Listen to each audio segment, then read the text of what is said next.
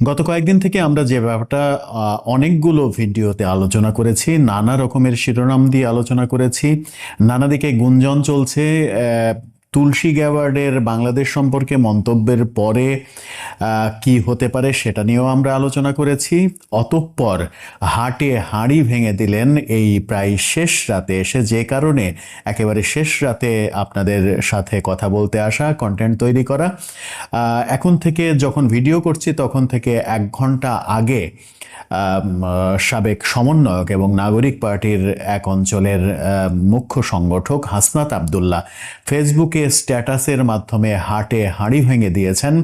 তিনি ব্যাপারটাকে ফাঁস করে দিয়েছেন যে আওয়ামী লীগকে ফেরানোর প্রেসক্রিপশন এসে গেছে ইন্ডিয়া থেকে এবং যুক্তরাষ্ট্র থেকে। আওয়ামী লীগকে ফেরানোর প্রেসক্রিপশনে কাজও শুরু করে দিয়েছে বাংলাদেশ সরকার, এবং সেই ক্ষেত্রে তিনি কৌশলে বাংলাদেশের বর্তমান অন্তর্বর্তীকালীন সরকারকে দোষারোপ না করে সরাসরি অভিযোগের তীর এবং দোষারোপ করেছেন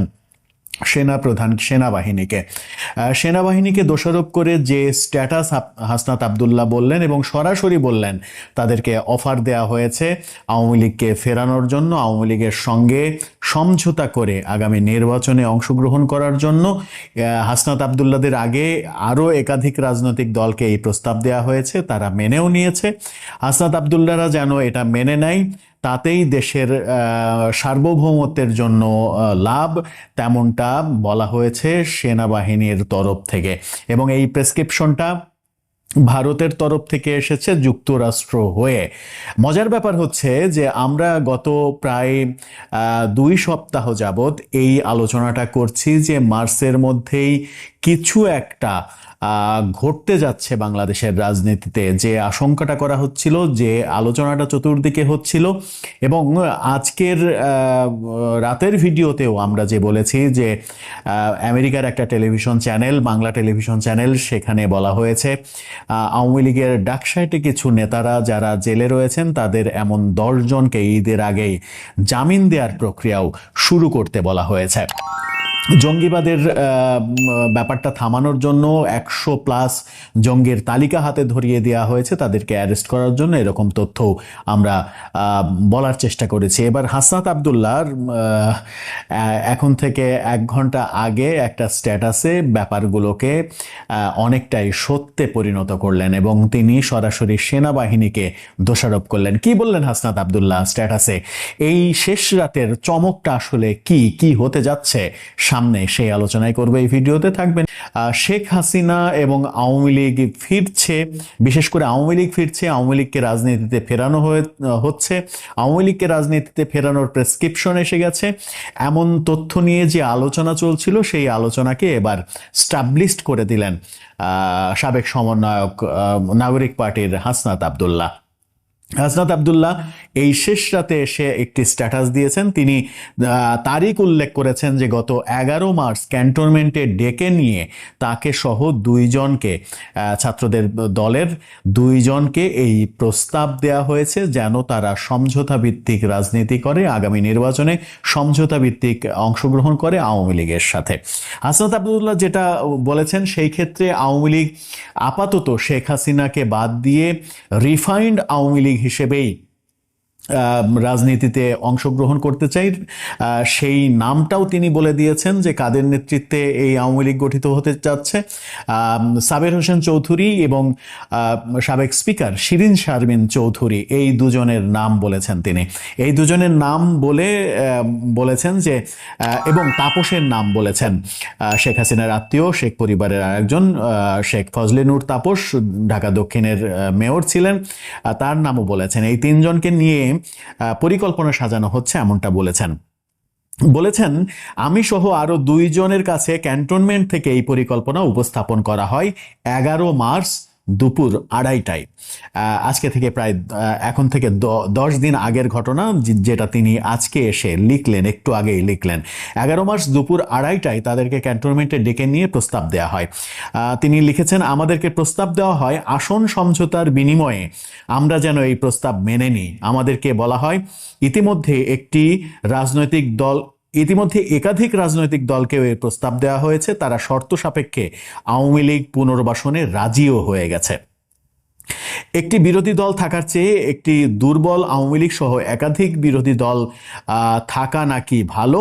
ফলশ্রুতিতে আপনি দেখবেন গত 2 দিন মিডিয়াতে আওয়ামী লীগের পক্ষে একাধিক রাজনীতিবিদ বয়ান দেয়া শুরু করেছে।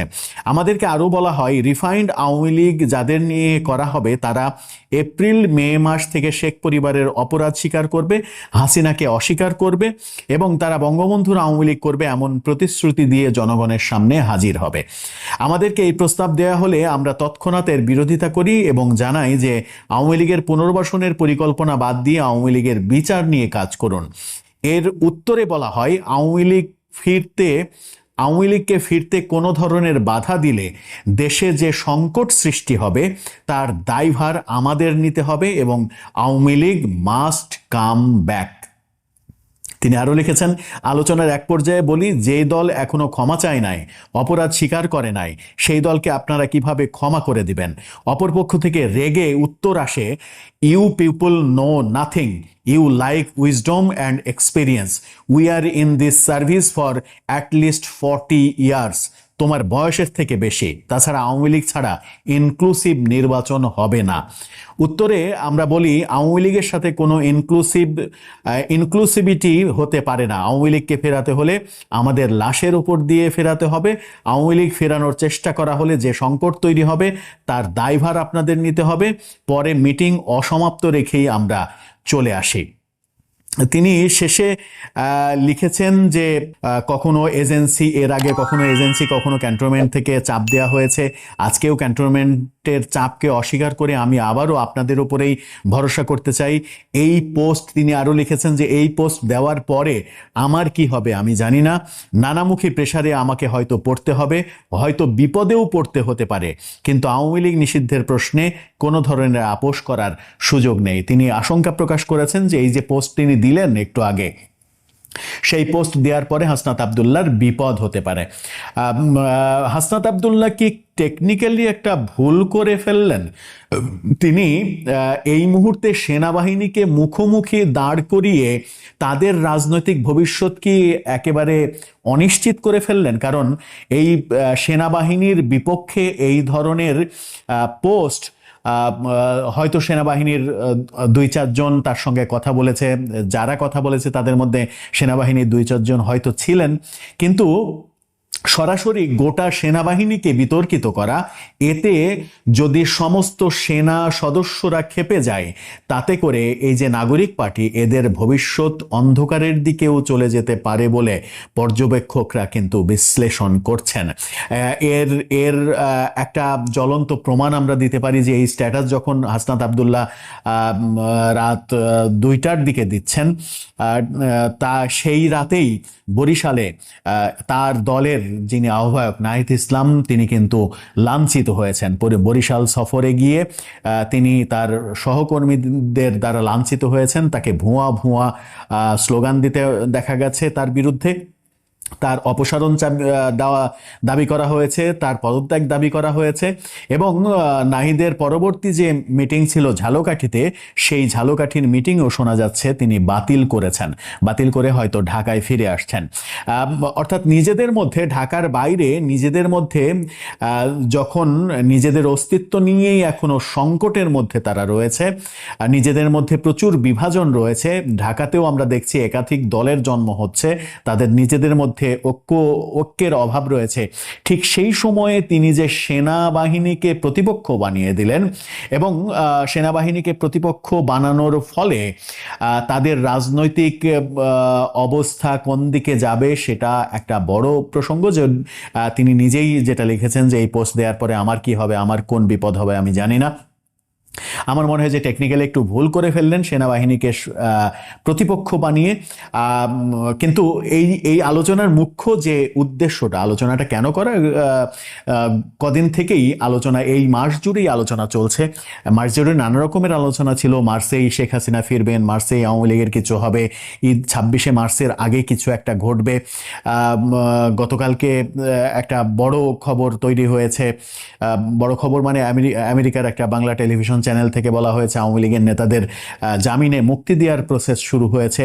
101 কিংবা 103 জন জঙ্গির তালিকা পাঠানো হয়েছে বাংলাদেশ সরকারের কাছে, যাদেরকে অ্যারেস্ট করার জন্য বলা হয়েছে, যাদের মধ্যে সরকারের খুব কাছের অনেকেই রয়েছেন।